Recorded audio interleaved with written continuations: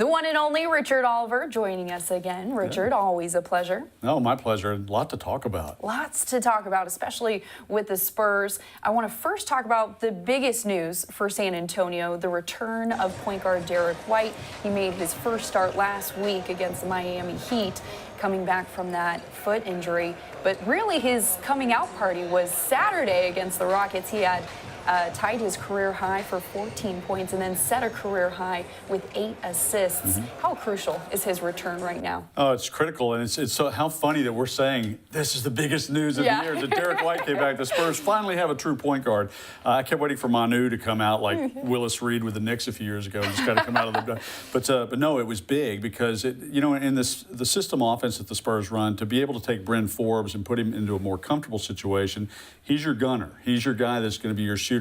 At the point guard situation, he was never very comfortable. You could always tell. The fact that Spurs have been pretty successful so far operating says a lot about the brain trust there and being able to put in a system that's worked for them. But having Derek White back allows the Spurs to run their true offensive sets. And you saw the benefit of it on last Saturday night, with LaMarcus Aldridge.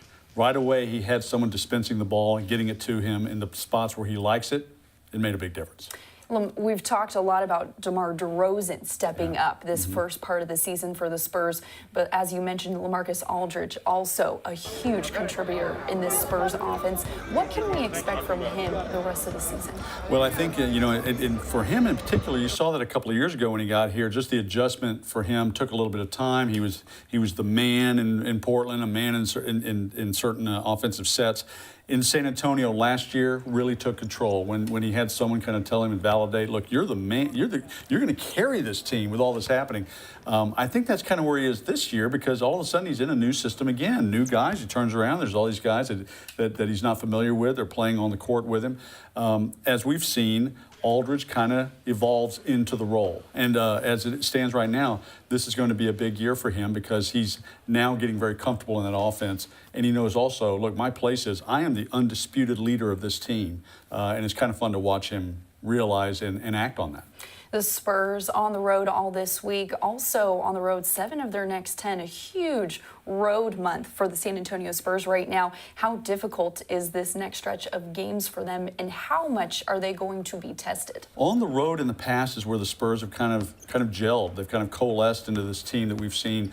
A lot of the greatness of the Spurs in past years has been their road play and how they have been such a great team together on the road in enemy territory.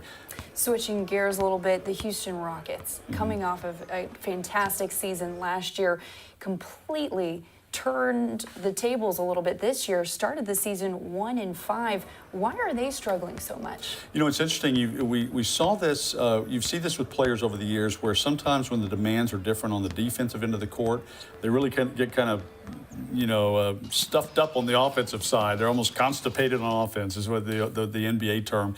So the idea being that you just are concentrating so hard on what you have to do. The new defensive rules I think have really impacted the Rockets, at least in the early going. Plus they've had some stuff happen off the court with Carmelo Anthony and some of the different kind of dynamics happening there and the discussions going on. I think the Rockets will find themselves. They're too good not to. James Harden scored 40 the other night. He's going to find himself again.